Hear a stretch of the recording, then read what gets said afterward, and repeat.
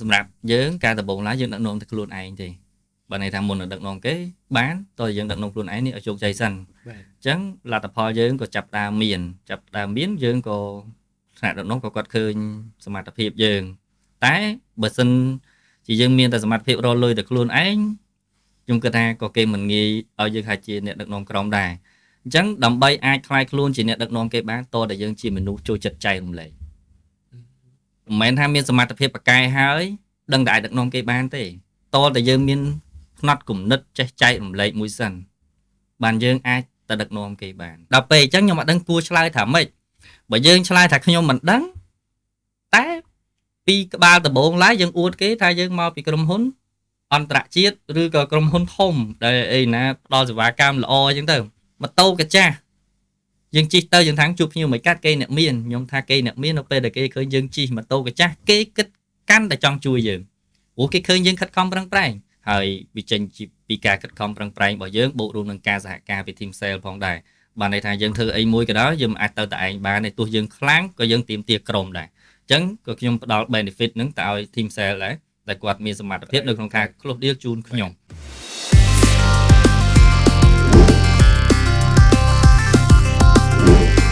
បាទគុំមកកាន់វិនិយោគ podcast ហើយក៏សូមគោរពជំរាបសួរទៅដល់បងប្អូនទាំងអស់គ្នាអញ្ចឹងនៅក្នុងថ្ងៃនេះគឺជាអេពីសូតទី2ហើយយើងមានវាគ្មិនកិត្តិយសរបស់យើងដ៏សំខាន់មួយហើយគាត់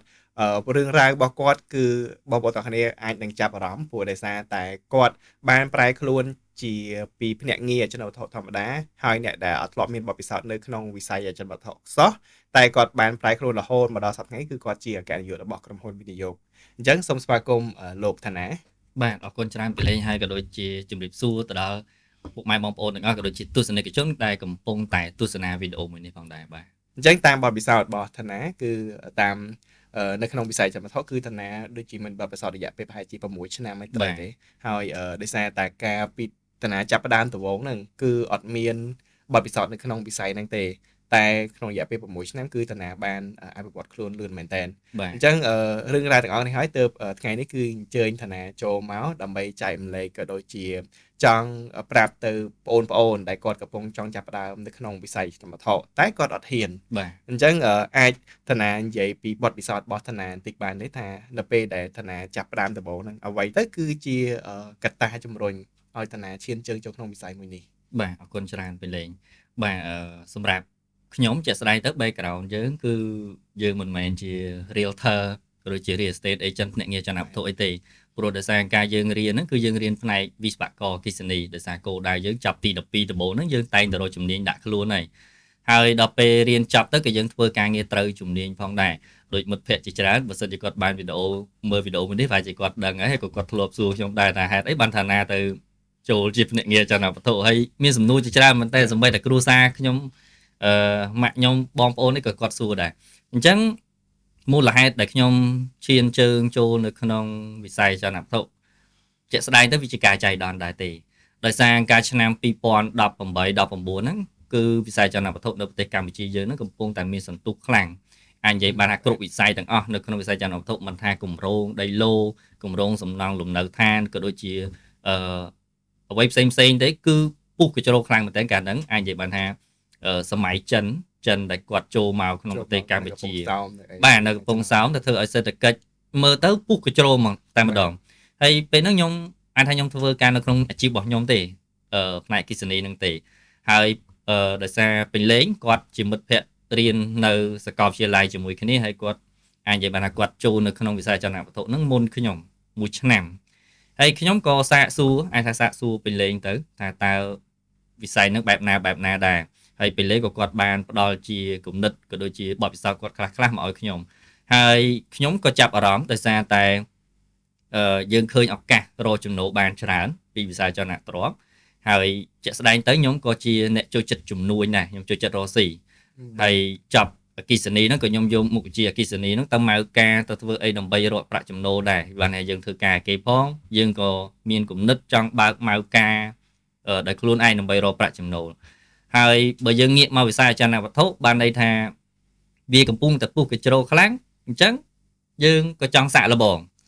បាទបើថាឲ្យតាំងចិត្តពីចម្ងាយអីអត់ទេហើយក៏គ្មានអ្នកណាមកជំរុញឲ្យយើងចូលដែរជា និយាយមួយម៉ាត់ទៅគឺខ្ញុំចូលទៅសាកទេ បាទចូលតកតងទៅនឹងពេលដែលយើងចាប់ផ្ដើមដំបូងធ្លាប់មានគំនិតថាបើសិនជាយើងចូលមកក្នុងវិស័យហ្នឹងអត់ដើរយើងអត់អាចរកចំណូលបានគិតទេថានឹងបកទៅធ្វើជំនាញចាស់វិញបាទខ្ញុំត្រៀមដែរតាព្រោះយើងអត់ដឹងថាតើយើងវាត្រូវនឹងវិស័យមួយហ្នឹងអត់ព្រោះយើងអត់មានចំណេះដឹងអីទេក្នុងវិស័យដែលជាជំនាញរបស់យើងមានបទពិសោធន៍យើងទទួលបានការបណ្ដុះបណ្ដាលតែសម្រាប់អចលនៈទ្របនេះនិយាយមួយម៉ាត់ទៅដូចក្រដាសសមួយសន្លឹកអញ្ចឹងអត់មានអីសោះបាទអញ្ចឹងយើងអាចថាត្រៀមដែរបើក្នុងករណីយើងអត់ត្រូវមួយវិស័យហ្នឹងយើងបកទៅក្រោយវិញបាទមិញហ្នឹងលឺថានិយាយតកតងនឹងការភ្ញាក់ផ្អើលពីខាងពុកម្ដាយពីខាងគ្រួសារបាទគាត់ដែលមានហាមឃាត់ឬក៏ប្រាប់ជាដំបូងមានថាហេតុអីបានមកធ្វើនៅក្នុងវិស័យហ្នឹងហេតុមិនធ្វើអាផ្សេងវិញធ្លាប់មានបើសម្រាប់ពួកគាត់អត់សូវជាហាមគាត់អីទេព្រោះគាត់ដឹងតែថាខ្ញុំចូលចិត្តប្រឡូកច្រើនទាំងវិស័យរស់ស៊ីទាំងការងារហើយខ្ញុំក៏ធ្លាប់រស់ស៊ីច្រើនមុខដែរកន្លែងណាខុសខ្ញុំដែរចាញ់តែបើសិនជាកន្លែងណារស់ស៊ីត្រូវនឹងខ្ញុំនៅតែបន្តបាទអញ្ចឹងអាចថាឥឡូវនិយាយពីបទពិសោធន៍ដំបូងព្រោះដោយសារអាការប្រហែលខែដំបូងហ្នឹងគឺខ្ញុំគិតថាសំខាន់មែនតើព្រោះដោយសារយើងផ្លាស់ប្ដូរមកភ្លាមដល់ពេលដែលបើសិនជាយើងអត់មានលទ្ធផលអីទេអាចអារម្មណ៍របស់យើងអាចប្រែប្រួលអញ្ចឹងណាអញ្ចឹងអាចចង់ឲ្យតាណានិយាយពីបទពិសោធន៍ប្រហែលខែដំបូងហ្នឹងថាវាបែបម៉េចឲ្យយើងទទួលបានចូលមកក្នុងវិស័យយើងរៀនពីចំណេះដឹងនឹងបែបម៉េចដោយសារតែយើងថ្មីយើងមានបទពិសោធន៍ទេអញ្ចឹងតែការរើសក្រុមហ៊ុនក៏ដូចជារើសអ្នកដែលយើងដើរជាមួយហ្នឹងត្រូវតាណាសម្រាប់ចិត្តហ្នឹងបែបម៉េចហើយការសម្រាប់ចិត្តហ្នឹងវាត្រូវអត់បាទជាក់ស្ដែងសម្រាប់ការរើសស្ថាប័នអាចនិយាយបានថាយើងថ្មីសម្រាប់វិស័យហ្នឹងអញ្ចឹងយើងរើសទាំងគេថាអត់សូវជាច្បាស់លាស់ទេតែដោយសារកាលហ្នឹងពេលលេងផ្ដល់យោបល់អញ្ចឹងខ្ញុំអាចចូលតាមពេលលេងភាគច្រើនដោយសារយើងជាមិត្តភក្តិនឹងគ្នាអញ្ចឹងវាជាទំនុកចិត្តមួយដែលធ្វើឲ្យខ្ញុំអាចគិតថាប្រហែលជាកន្លែងហ្នឹងល្អហើយបានពេញលេងនៅអាចថាផ្ដល់ចំណេះឲ្យយើងហើយនៅពេលដែលខ្ញុំចូលបម្រើការងារដំបូងគឺជាក់ស្ដែងយើងអត់ដឹងថាគួរចាប់ពីណាទៅណាទេហើយយើងត្រូវសួរទៅសិស្សច្បងដែលគាត់ធ្លាប់ធ្វើការនៅហ្នឹងព្រោះយើងមិនអាចទៅអង្គុយស្រាវជ្រាវខ្លួនឯងចំណាយពេលធ្វើការ research ទេព្រោះដោយសារអីយើងគិតថាការ research វាបានដូចគ្នាក៏ប៉ុន្តែវាចំណាយពេលយូរតែបើសិនតែយើងចូលទៅមិនថាកន្លែងការងារណាក៏ដូចជាកន្លែងការងារណាដែរឲ្យតែយើងចេះប្រស័យតាក់ទងគេបានន័យថាយើងកុំឆ្មើងឆ្មៃយើងត្រូវចេះដាក់ខ្លួនអោនលំទោនអត់ចេះប្រាប់ថាអត់ចេះមិនមែនយើងចូលទៅថាយើងមិនចេះតែមិនហ៊ានប្រាប់គេព្រោះខ្លាចអន់ទេបើសិនជាយើងខ្សោយចំណុចណាយើងត្រូវលាតត្រដាងរកចំណុចខ្សោយរបស់យើងតបមកសុំឲ្យគេជួយបំពេញរកចំណុចខ្សោយក៏ដូចជាចំណេះដឹងផ្សេងៗដែលយើងត្រូវការដឹងហើយខ្ញុំជឿថាការធ្វើបែបហ្នឹងនឹងធ្វើឲ្យយើងរីកចម្រើនហើយគេនឹងពេញចិត្តនៅក្នុងការជួយយើងផងដែរបាទត្រូវទៅកន្លែងចំណុចហ្នឹងគឺត្រូវហើយជាមួយអតិថិជនក៏ដូចគ្នាបើសិនជាយើងអត់មានចំណេះដឹងទេយើងទៅផ្ដល់តកតងទៅនឹងសេវាកម្មជូនគាត់បាទពេលខ្លះអតិថិជនយើងសិតតែអ្នកមានបើសិនជាគាត់គ្រាន់តែមើលគាត់ដឹងភ្លាមថាភ្នាក់ងារហ្នឹងមានបទពិសោធន៍ឬក៏មានចំណេះដឹងអត់បាទអញ្ចឹងការសួរយោបល់ដូចតាណាលើកឡើងគឺត្រូវសួរអ្នកដែលគាត់មានចំណេះដឹងក៏ដូចជារៀនសូត្រពីគេហើយបើសិនជាអត់ដឹងយើងប្រាប់តែអត់ដឹងទៅរៀនលឿនជាងបាទអញ្ចឹងដោយសារតាណានិយាយតកតងនឹងអតិថិជន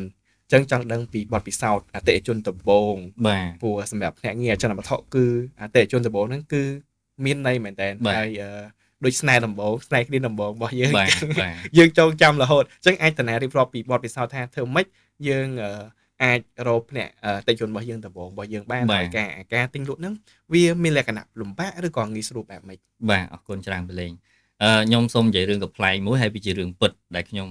ចូលទៅគឺស្រឡាំងកាំងមែនតើដោយសាររៀនវាអត់តន់យើងបញ្ញាប់ទៅអនុវត្តព្រោះយើងដឹងយើងចង់ចេះលឿនតើឆាប់អនុវត្តរៀនបដាសួរគេបដាអនុវត្តបដាអញ្ចឹងខ្ញុំលើកជារឿងចាក់ស្ដែងមួយកាលហ្នឹងខ្ញុំខលដោយសារយើងជាអ្នករត់ទ្របមកលក់ពេលឃើញគេដាក់ផ្លាកលក់អញ្ចឹងយើងខលទៅលេខគាត់ដើម្បីសុំសិទ្ធយកអចលនទ្រព្យរបស់គាត់ហ្នឹងមកដាក់ផ្សព្វផ្សាយលក់ហើយយើងក៏បានសួរបងខ្លះដែរថាយើងត្រូវសួរព័ត៌មានអីខ្លះទំហំផ្ទះទំហំដីចំនួនទុកគេទុកទឹកចឹងទៅហើយដល់ពេលសួរទៅក៏អស់អីសួរដល់វគ្គគាត់សួរយើងវិញហ្នឹងចាំឲ្យយើងអត់ចេះក៏សួរថាជប់អូនបើសិនជាយើងមានការទិញលក់ តើការផ្ទេរកម្មសិទ្ធិប្លង់រឹងហ្នឹងត្រូវចំណាយពេលប្រហែលអូនបានកាត់ហើយសួរចំនេះអត់ដឹងអីសោះតែម្ដងបានន័យថាថ្មីចេះ ទឹកទៅចូលបានប៉ុន្មានថ្ងៃ បាទចូលបានប៉ុន្មានពួកខ្ញុំឆាប់អនុវត្តដែរយើងអត់ទុកយូរដូចអត់ដល់មួយអាទិត្យទេដល់ពេលអញ្ចឹងខ្ញុំអត់ដឹងគួរឆ្លើយថាម៉េចបើយើងឆ្លើយថាខ្ញុំមិនដឹងតែពីក្បាលដំបូងឡើយយើងអួតគេថាយើងមកពីក្រុមហ៊ុនអន្តរជាតិឬក៏ក្រុមហ៊ុនធំដែលអីណាផ្ដល់សេវាកម្មល្អអញ្ចឹងទៅហើយដល់ពេលយើងអួតពីដើមដល់ពេលចុងក្រោយយើងអត់ដឹងគ្រាន់តែរឿងការផ្ទេរកម្មសិទ្ធិស្ដាប់មើលទៅវាអត់សមហើយវាធ្វើឲ្យបាក់មុខក្រុមហ៊ុនដែលយើងកំពុងបម្រើការងារអញ្ចឹងដំណោះស្រាយរបស់ខ្ញុំអាចនិយាយថាគ្រៀងកំប្លែងតិចដែរតែបើមិនធ្វើអញ្ចឹងទេមិនដឹងគួរធ្វើម៉េចទេអញ្ចឹងពេលហ្នឹងខ្ញុំក៏សម្រេចចិត្តចុចបិទទូរស័ព្ទតែម្ដងបាទនិយាយមកបានតែកំប្លែងដែរ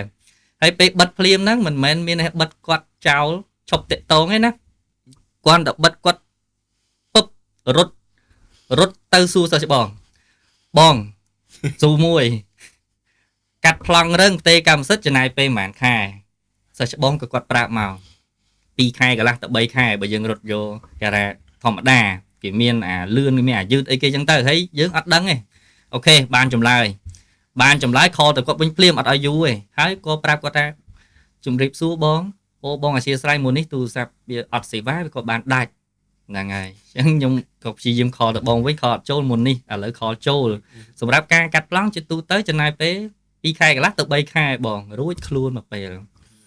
បាទហើយវាចងចាំក្នុងចិត្តអញ្ចឹងបានន័យថាមុននឹងយើងតំណាងក្រុមហ៊ុនទៅចរចាយើងត្រូវចេះយើងមិនអាចទៅព្រាព្រោះយើងតំណាងឲ្យក្រុមហ៊ុនគេទៅយកក្រុមហ៊ុនគឺនៅលើមាត់យើងហើយបាទយ៉ាងប៉ុន្តែក្នុងវិស័យនេះវាមានទាំងការសបាយដូចជា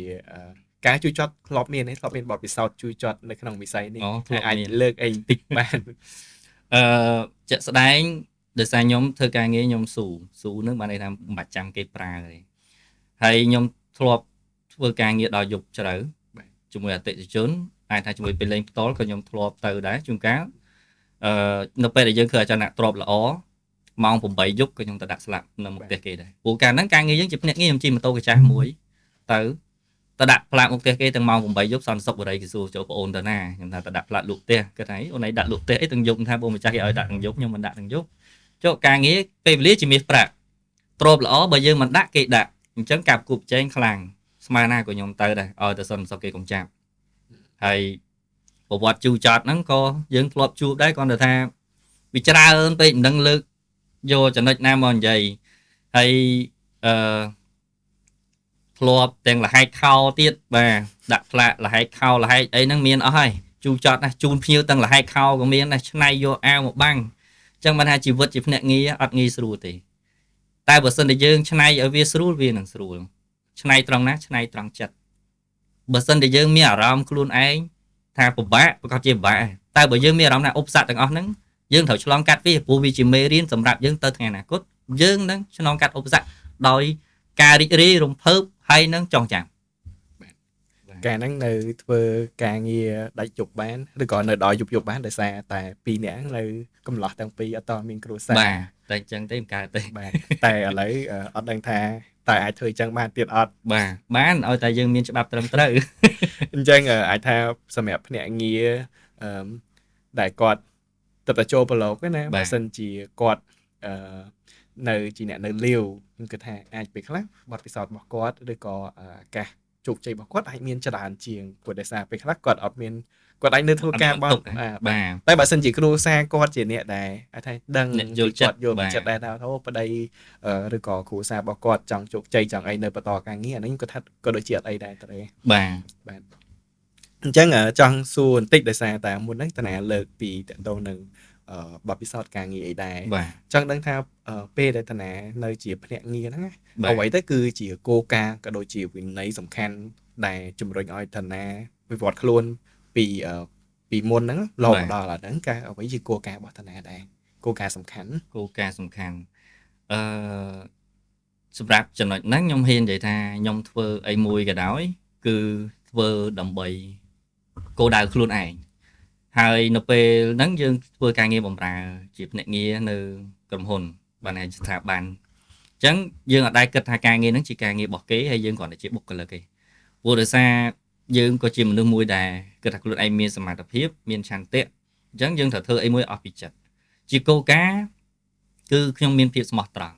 ហើយស្មោះត្រង់នេះមិនមែនស្មោះត្រង់តែជាមួយអ្នកដទៃទេស្មោះត្រង់ជាមួយខ្លួនឯងទៀតស្មោះត្រង់ជាមួយខ្លួនឯងហ្នឹងគឺសំខាន់ត្រង់ថាយើងជាពីណាយើងមានអ្វីជាខ្លួនយើងឲ្យច្បាស់លាស់បានថាយើងកុំរេតាមខ្យល់មិនមែនរកស៊ីវិស័យនេះសុកឃើញយើងក៏ពិតយើងល្អហើយតែយើងឃើញគេទៅធ្វើអីផ្សេងបានលុយច្រើនជាងនឹងដោយសារគេយកមកនិយាយប្រាប់យើងតោះមកយើងបោះបង់អាជីពហ្នឹងទៅធ្វើនេះធ្វើនោះបានថាអត់អីចាប់អីអត់បានណា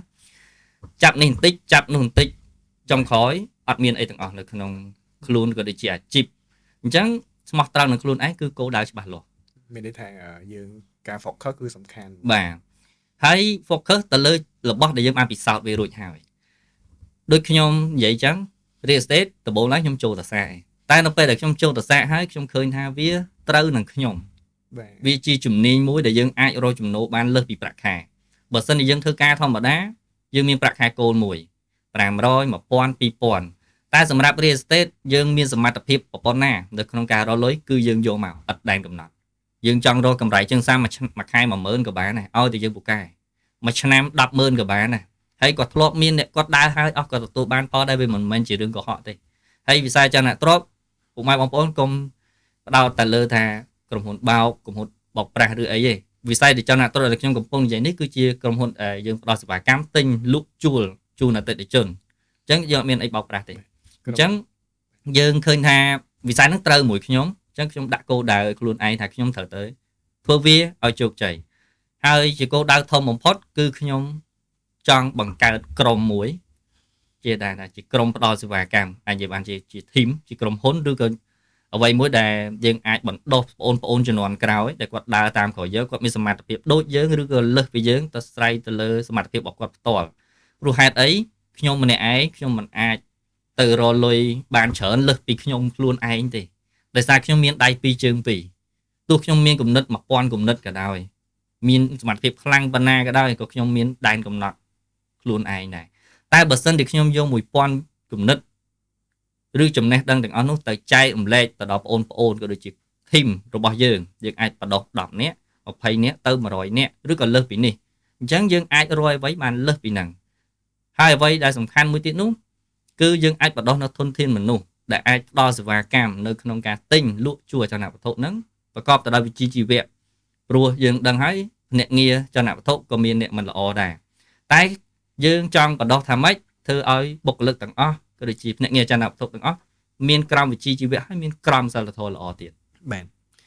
កន្លងមកដូចជាការរើសភ្នាក់ងាររបស់យើងក៏យើងជួបដែរមានអ្នកដែលបែបហ្នឹងតែគ្រាន់តែគាត់នៅជាមួយយើងអត់បានយូរទេត្រូវហើយព្រោះដោយសារតែចូលមកក្នុងក្រុមមួយក្រុមដែលយើងផ្ដោតទៅលើទី1តកតងនឹងសច្ចភាពហើយនឹងភាពទៀងត្រង់នៅពេលដែលគាត់អត់មាន quality បែបហ្នឹងគឺគាត់ចូលមួយយើងអត់បានយូរចំណុចហ្នឹងខ្ញុំសូមបើកវងកញ្ចក់បន្តិចសម្រាប់នៅក្រុមហ៊ុនវិនិយោគដែលជាក្រុមហ៊ុនដឹកនាំដោយខ្ញុំផ្ទាល់ក៏ដូចជាពេញលេងផ្ទាល់គឺយើងមានគោលការណ៍ជាក់លាក់សម្រាប់បុគ្គលិកទាំងអស់គឺដាច់ខាតត្រូវតែមានក្រមសីលធម៌និងវិជ្ជាជីវៈហើយកុំគិតថាកម្រៃជើងសារដែលខ្លួនទទួលបានគេថា benefit ផលប្រយោជន៍នេះខ្ពស់ជាងផលប្រយោជន៍របស់អតិថិជនឲ្យសោះបើសិនជាយើងទទួលបានកម្រៃជើងសារហើយយើងធ្វើឲ្យមានផលខាតផលលំបាកទៅដល់អតិថិជនគឺក្រុមហ៊ុនវិនិយោគដាច់ខាតមិនធ្វើនោះទេបាទភ្ជាប់ជាមួយនឹងសាច់រឿងដែលថាការតស៊ូក៏ដូចជាការវត្តខ្លួនដល់សប្តាហ៍នេះថាណាដោយសារតែ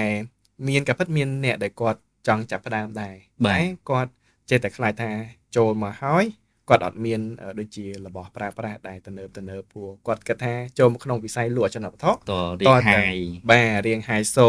មានរបស់ប្រើថ្លៃមានអីអញ្ចឹងចង់ឲ្យតាណានិយាយពីបទពិសោធន៍ដែលតាណាចាប់ផ្ដើមមកទៅមកព្រោះតាមខ្ញុំនៅចាំគឺតាណាចូលមកខែទី1ហ្នឹងគឺអាច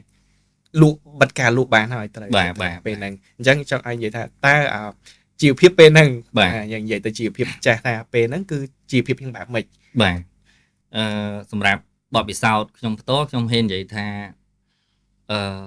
បើសិនជាយើងគិតថារបស់អស់ហ្នឹងសំខាន់ក៏វាមិនខុសដែរក៏ប៉ុន្តែតើសមត្ថភាពយើងយកវាមកនៅពេលណាជាក់ស្ដែងនៅពេលដែលយើង start អីដំបូងក៏ដោយយើងមិនអាចល្អគ្រប់យ៉ាងទេទាំងរបស់ប្រើប្រាស់ទាំងជីវភាពក៏ដូចជាស្ថានភាពផ្សេងវាប្រកាសជា start មកពីចំណុចពិបាកឯងមកដល់បើស្រួលភ្លាមខ្ញុំគិតថាវាមិនអាចទៅរួចទេ បើគេអ្នកមានធនធានស្រាប់វាមិនអីទេអញ្ចឹងដូចខ្ញុំជាក់ស្ដែងអញ្ចឹងខ្ញុំចូលបម្រើការងារខែទី1ខ្ញុំអាច close deal 2លក់ផ្ទះបាន2ហើយវាចេញពីការខិតខំប្រឹងប្រែងរបស់យើងបូករួមនឹងការសហការពី team sale ផងដែរបានន័យថាយើងធ្វើអីមួយក៏ដោយយើងអាចទៅតែឯងបានទេទោះយើងខ្លាំងក៏យើងទាមទារក្រុមដែរអញ្ចឹងក៏ខ្ញុំផ្ដល់ benefit ហ្នឹងទៅឲ្យ team sale ដែរតែគាត់មានសមត្ថភាពនៅក្នុងការ close deal ជូនខ្ញុំមានជំនាញក្នុងការរករបស់ល្អមកលក់ពួកគាត់មានជំនាញនៅក្នុងការរកអ្នកមកទិញអញ្ចឹងយើងសហការគ្នាយើងជោគជ័យហើយសួរថាពេលលក់បានហ្នឹងទូរស័ព្ទខ្ញុំទូរស័ព្ទអីគេកាលហ្នឹងជាក់ស្ដែងទូរស័ព្ទខ្ញុំ Oppo ថតមកឡើងព្រាលហ្មងតែខ្ញុំមានវិធីច្នៃខ្ញុំដឹងថាទូរស័ព្ទខ្ញុំថតព្រាលអញ្ចឹងចាំការទេខ្ញុំពឹងសិស្សច្បងជួយថតឲ្យខ្ញុំទៅបាទវាជាចំណោះស្រាយបាត់ទៅហើយម៉ូតូកាចាស់យើងជិះទៅយើងថាជួបភ្ញៀវមិនកាត់គេអ្នកមានខ្ញុំថាគេអ្នកមាននៅពេលដែលគេឃើញយើងជិះម៉ូតូកាចាស់គេគិតកាន់តែចង់ជួយយើងព្រោះគេឃើញយើងខិតខំប្រឹងប្រែងបើសិនជាយើងចេះគិតបែបនោះខ្ញុំជឿថាយើងអត់ចេះដើរផ្លូវតលទេសំខាន់យើងជាពីណាយើងជួបបញ្ហាចេះដោះស្រាយអត់មិនមែនជួបបញ្ហាអង្គុយត្អូញត្អែចាំឲ្យអ្នកដតីមករកដំណោះស្រាយឲ្យទេគឺយើងត្រូវរកដំណោះស្រាយដោយខ្លួនឯងទូរស័ព្ទយើងថតអត់ច្បាស់ពឹងអ្នកមានទូរស័ព្ទច្បាស់ថតសិនទៅចាំថ្ងៃណាយើងមានថវិកាគ្រប់គ្រាន់ចាំទៅរកទិញទូរស័ព្ទដែលថតច្បាស់មួយគេទៅវាមិនយឺតពេលទេម៉ូតូកាចាស់អត់ហ៊ានជិះទៅជួបភ្ញៀវរងចាំមានឡានថ្មីចាំទៅជួបទូរស័ព្ទបានលុយពីណាបើយើងមិនបានទៅជួបភ្ញៀវតាមពីជិះម៉ូតូកាចាស់ប៉ុណ្ណឹងអញ្ចឹងធ្វើអីក៏ដោយកុំបិទខ្លួនឯងត្រូវបើកចំហ open mind ហើយកុំខ្លាចច្រើនពេកព្រោះយើងអាចបានទៅយកលុយគេ free ណាយើងផ្ដល់សេវាកម្មយើងផ្ដល់នៅចំណេះដឹងដែលយើងមានយើងជួយគេគេចផុតពីហានិភ័យបាទត្រូវទៅណែកន្លែងចំណុចហ្នឹងទទួលស្គាល់ព្រោះអ្នកខ្លះគាត់អត់ហ៊ានគាត់ចេះខ្លាចនេះខ្លាចនោះតែនៅពេលដែលយើងបើសិនជារបស់ដែលយើងចង់បានប្រកបយើងប្រកបជាដំណោះស្រាយហើយបើសិនជាយើងអត់ចង់បានទេឬក៏យើងអត់ចង់ធ្វើទេប្រកបជាយើងរត់លេះនេះលេះនោះអត់ចេះចប់ត្រូវដោយសារតែចេះតើដូចជា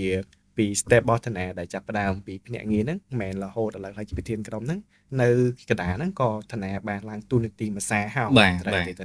អញ្ចឹងពេលហ្នឹងតើដូចជាឡើងជា team leader អញ្ចឹងចង់ដឹងថាបទពិសោធន៍ដែលយើងផ្លាស់ប្ដូរពីភ្នាក់ងារហ្នឹងមក team leader ហ្នឹង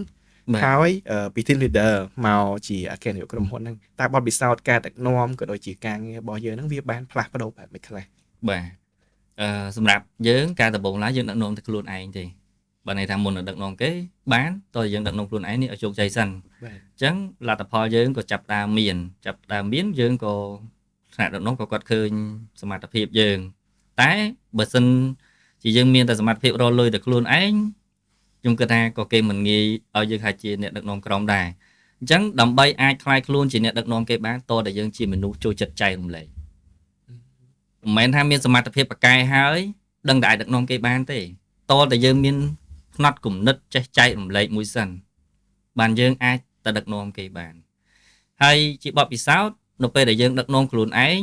យើងខ្វល់តែពីខ្លួនឯងនេះពីមួយថ្ងៃទៅមួយថ្ងៃធ្វើម៉េចខ្លួនឯងមានចំណូលតែនៅពេលដែលយើងមានកូនក្រុមក្រៅពីការខ្វល់ខ្លួនឯងយើងត្រូវខ្វល់ពីពួកគាត់ហើយវាបានផ្លាស់ប្ដូរខ្ញុំដែរត្រង់ថាយើងធ្លាប់ដើរតែឯងបន្ទាប់មកយើងត្រូវមានអ្នកដើរតាម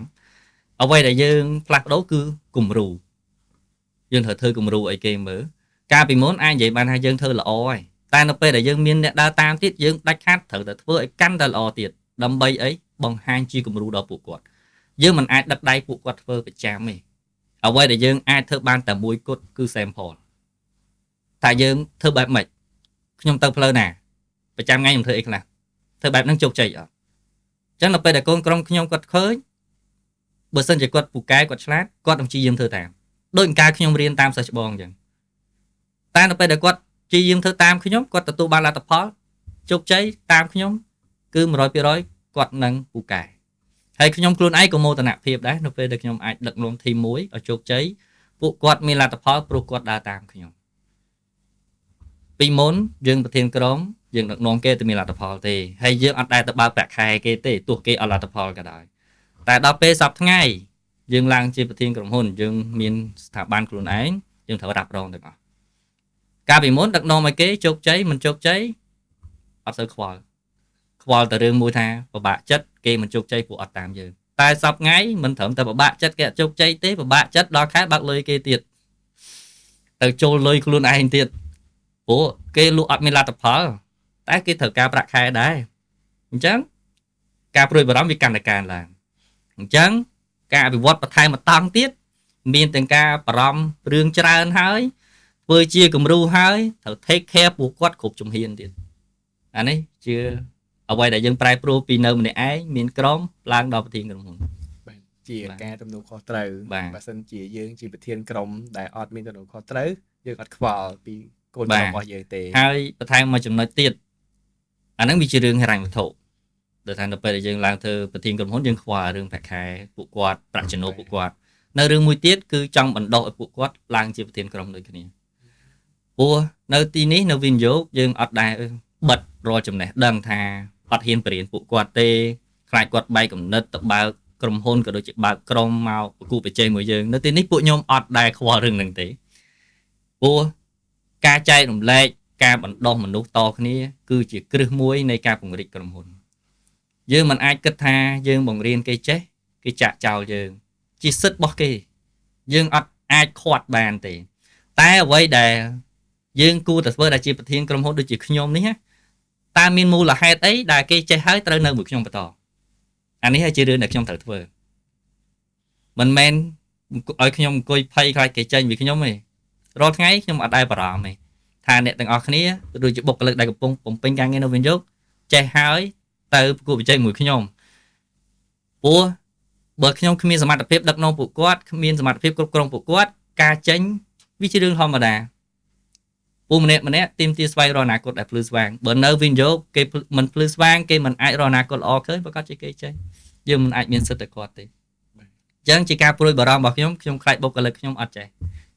ខ្ញុំត្រូវឲ្យពួកគាត់ចេះឲ្យពួកគាត់មានទុននីតិឡើងទុននីតិតែឡើងទៅតាមសមត្ថភាពបាទភ្លឺស្វាងមិនមែនស្វាងតែពេលភ្លឺបាទវាភ្លឺមិនទាន់ស្វាងទៀតការប៉ັດនិយាយតាក់ទងទៅនឹងភ្នាក់ងារបាទសប្តាហ៍ថ្ងៃក៏យើងត្រូវដែរតែចង់ដឹងថាតើសម្រាប់ឋានាហ្មងយល់ថាបុគ្គលបែបណា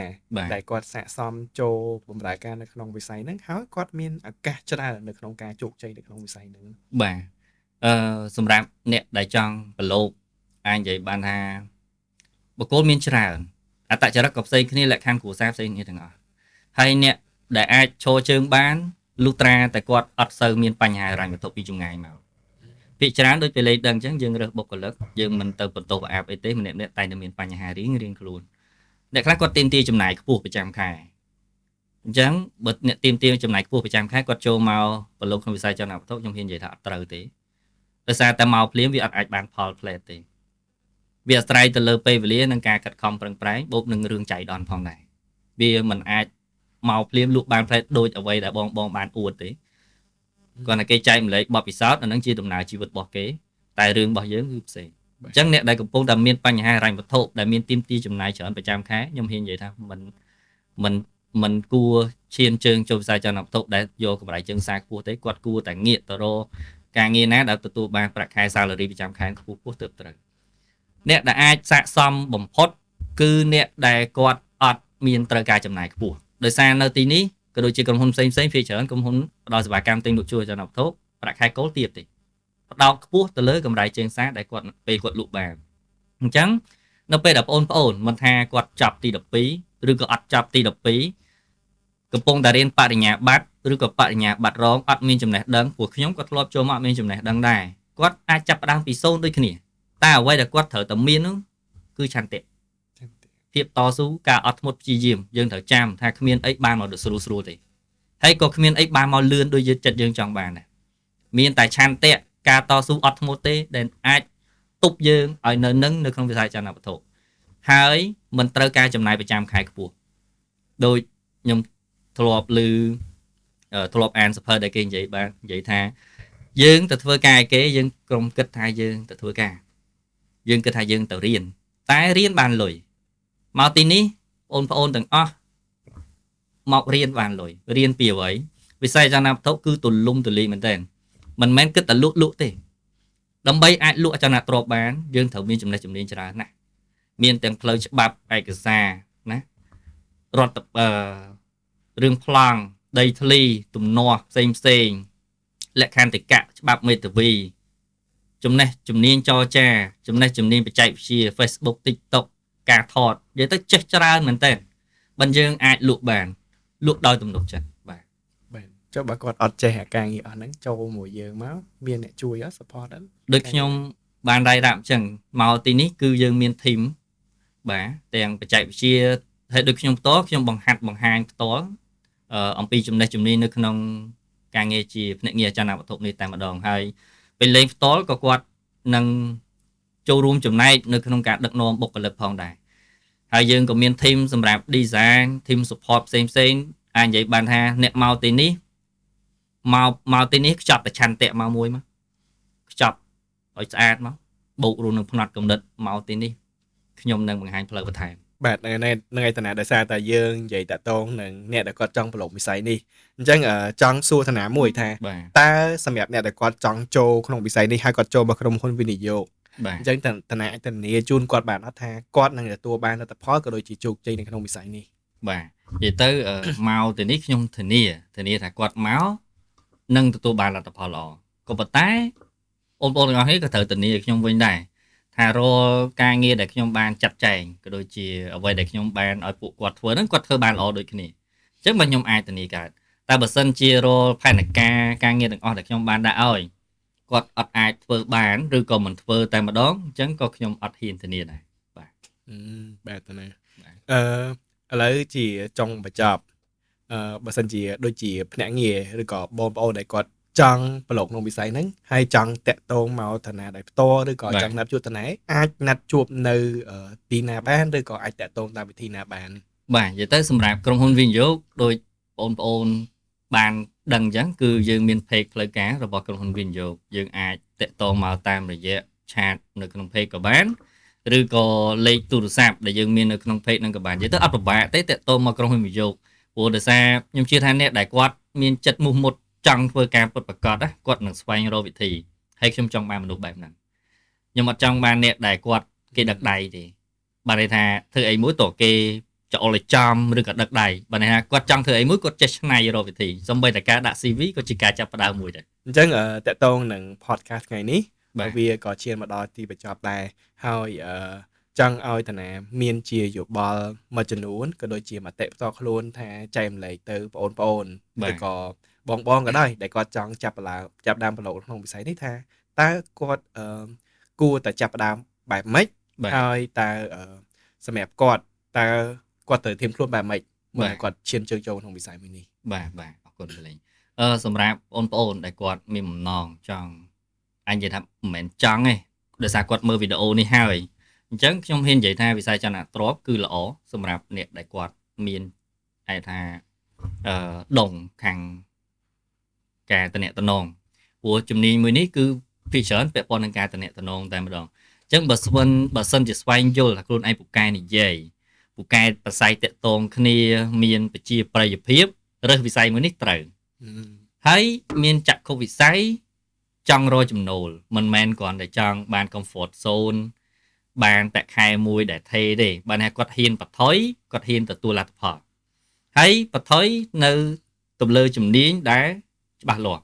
ដោយវិស័យចលនាទ្រព្យខ្ញុំហ៊ាននិយាយថាជាវិស័យមួយដែលល្អតែពាក់ព័ន្ធទៅនឹងកន្លែងដែលយើងចូលផងដែរមិនមែនថាឲ្យតែវិស័យចលនាទ្រព្យល្អទាំងអស់ទេក៏មានកន្លែងខ្លះដែលបងប្អូនចូលទៅអត់ត្រូវដែរតែសម្រាប់នៅទីនេះបើសិនជាបងប្អូនចង់បានប្រាក់ចំណូលលើសពីប្រាក់ខែ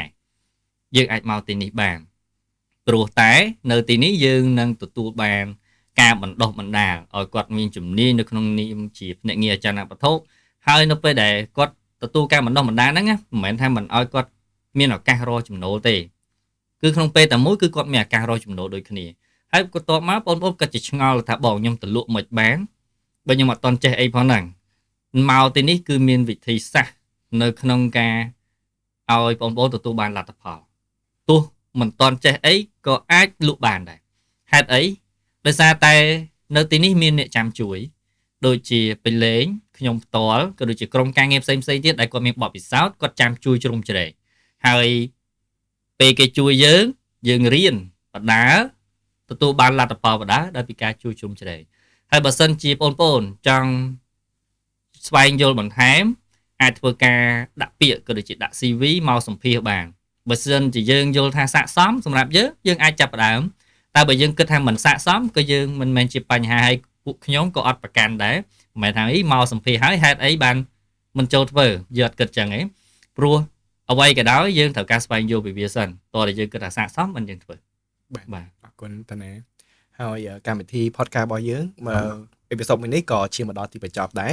ហើយសម្រាប់ទស្សនិកជនដែលគាត់ចង់សួរឬក៏ចង់ដឹងតើតើវិស័យចមថៈអាច comment នៅក្នុងវីដេអូនោះបានហើយយើងនឹងជ្រើសរើសយក comment របស់បងយកមកឆ្លើយនៅក្នុងអេពីសូតក្រោយៗអាចថាយើងមានអេពីសូតក្រោយៗគឺយើងមានវាគ្មិនដែលគាត់មានជំនាញក្បួនពិសោធន៍នៅក្នុងវិស័យហ្នឹងគឺយើងនឹងឆ្លើយនៅសំណួរទាំងអស់ហ្នឹងផងដែរអញ្ចឹងអរគុណទស្សនិកជនទាំងអស់គ្នាដែលបានទស្សនាវីដេអូនេះតាំងពីដើមរហូតដល់ចប់ខ្ញុំទាំងពីរនាក់សូមអរគុណហើយនឹងសូមជម្រាបលា